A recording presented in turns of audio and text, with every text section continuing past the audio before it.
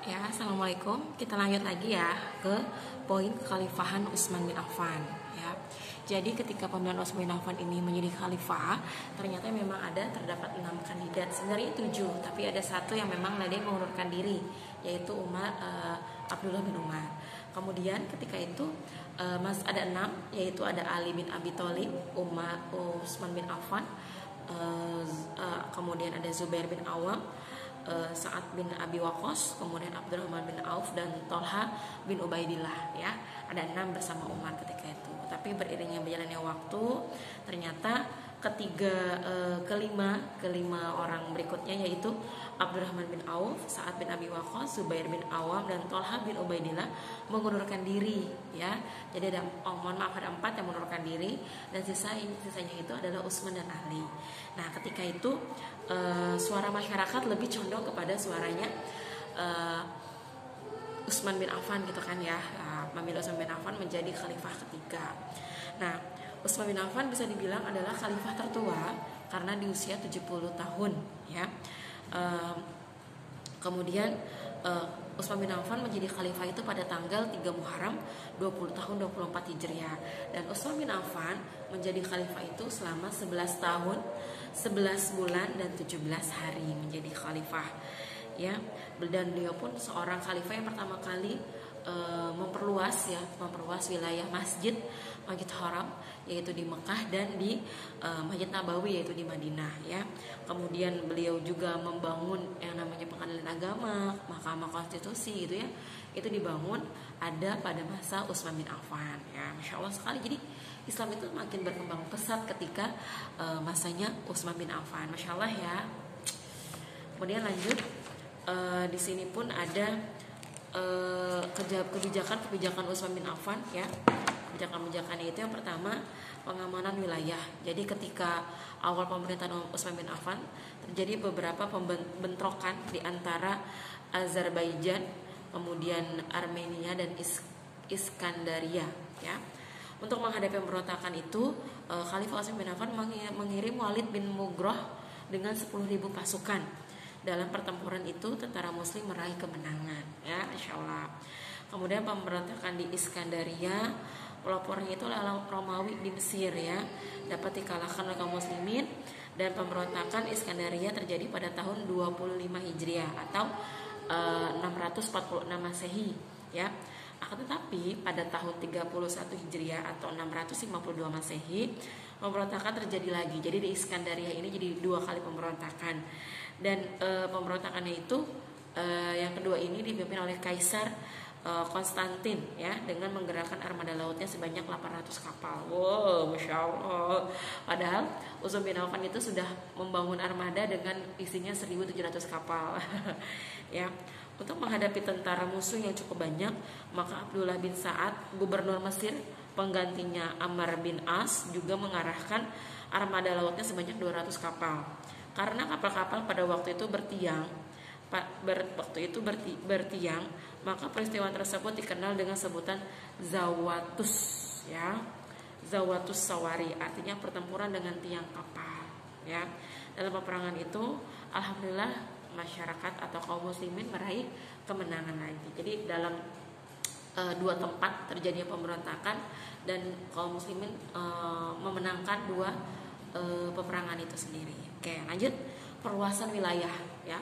Jadi ini salah satu kebijakannya juga dari Utsman bin Affan. Perluasan wilayah itu banyak ya, daerahnya di Barqa, Tripoli atau Libya, kemudian di Nubah dan Turkistan dan di Turki ya. Bahkan pada tahun 28 Hijriah, armada laut ini dipimpin oleh Muawiyah menaklukkan Kiprus ya. Jadi makin luas wilayah keislamannya, Masya Allah ini ketika Utsman bin Affan. Kemudian memajukan budaya juga di sini, bidang seni, arsitektur, banyak bangunan rumah-rumah yang dibangun dengan gaya arsitektur yang indah gitu ya, masanya Utsman bin Affan. Kemudian penulisan mushaf juga tetap dilakukan ketika masa Utsman bin Affan ya, oleh siapa? Zaid bin Sabit lagi ya, yang memang sama-sama berjuang gitu ya dari masanya Umar bin Affan. Sekarang Umar bin Khattab, mohon maaf, dan sekarang di Utsman bin Affan pun dilanjutkan penulisan mushaf Al-Quran yang dibantu oleh Zaid bin Sabit. Kemudian akhir hayat dari wafatnya Utsman bin Affan ya, yaitu pada 34 Hijriah ya, 34 Hijriah Daulah Islam mulai dilanda fitnah dan yang menjadi sasaran adalah Khalifah Utsman bin Affan ya. Sehingga mengakibatkan terbunuhnya Khalifah Utsman bin Affan. Jadi Utsman bin Affan ini dibunuh meninggalnya. Ya kalau Rasulullah kan sakit, Abu Bakar As-Siddiq juga sakit, kemudian kemudian Umar bin Khattab, dan sekarang Utsman bin Affan gitu ya. Nah, Ali bin Abi Thalib berusaha dengan sekuat tenaga untuk menyangkal tuduhan-tuduhan mereka yang menyebar fitnah. Ali juga menanyakan sebab-sebab keluhan mereka. Mereka menjawab Utsman bin Affan membakar mushaf Al-Quran, tidak mengqasor sholat ketika di Mekah, mengkhususkan air untuk kepentingan sendiri, dan mengangkat pejabat atau kalangan muda. Ya, mengangkat pejabat dari kalangan muda. Ia juga mengutamakan fasilitas untuk Bani Umayyah melebihi dari golongan yang lain. Jadi Utsman bin Affan ini dianggap tidak adil terhadap golongan-golongan yang lain. Jadi hanya mementingkan golongannya saja, yaitu dari kaum Bani Umayyah. Ya. Pada hari Jumat Utsman bin Affan berkhutbah dan berdoa, "Ya Allah, aku mohon ampun dan bertobat kepadamu, aku bertobat atas perbuatanku." Jadi Utsman bin Affan sebenarnya fitnah, tapi Utsman bin Affan tetap berdoa kepada Allah. Ya. Ali juga berpesan kepada Utsman bin Affan agar berpidato di depan seluruh rakyat dan meminta maaf atas segala perbuatannya dalam mengutamakan kedudukan bagi keluarga dengan mengemukakan alasan-alasan yang masuk akal. Kemudian Khalifah Utsman bin Affan melaksanakan syarat Ali. Ia menjelaskan dengan jujur dan mengucapkan pidatonya dengan menangis, sehingga seluruh orang yang hadir ikut bersedih dan menangis. Setelah itu seluruh rakyat menjadi simpati kepada Utsman bin Affan. Utsman bin Affan berjanji akan memperbaiki kesalahannya yang terlanjur ia lakukan. Ia turun dari mimbar dan memimpin sholat lalu pulang ke rumahnya. Akan tetapi orang-orang yang tidak suka dengan Utsman bin Affan tetap menebarkan fitnah, sehingga fitnah itu pun menyebar kembali di tengah masyarakat. Orang yang menebarkan fitnah adalah Abdullah bin Saba, ya, namanya Abdullah bin Saba. Ia seorang Yahudi yang berpura-pura masuk Islam. Ia menebarkan isu bahwa Utsman telah mengubah syariat Allah dan berbuat zalim dengan memecat para pejabat yang diangkat Umar bin Khattab sebelumnya, gitu ya.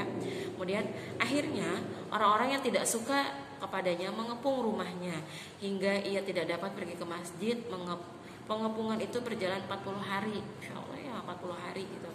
Sehingga pada suatu hari para pembangkang menyerbu rumah Utsman bin Affan dan membunuhnya.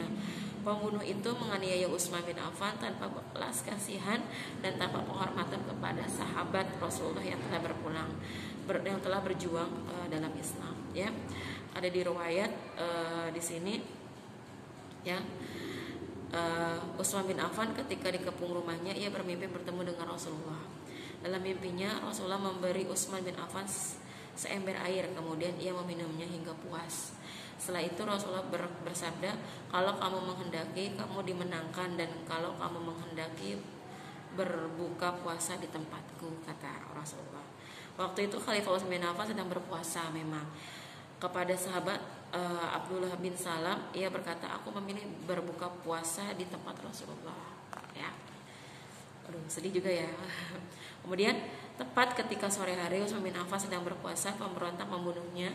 Kemudian jenazahnya dimakamkan di semak-semak bukit sebelah timur pemakaman Baqi. Peristiwa pembunuhan Utsman bin Affan berawal dari pengepungan rumah Utsman oleh para pemberontak selama 40 hari. Khalifah Utsman bin Affan terbunuh pada tanggal 18 Zulhijjah tahun 35 Hijriah, tanah haram atau Madinah. Saat terbunuh beliau berusia 82 tahun. Ia dimakamkan di kuburan Baqi di Madinah, ya. Itu sepenggal kisah ya tentang Utsman bin Affan sampai akhir hayatnya. Semoga kita bisa mengambil pelajaran ya dari Utsman bin Affan, bahwa sedikit atau banyaknya rezeki kita, ya alangkah baiknya kalau kita mau berinfak dan berbagi kepada sesama, ya.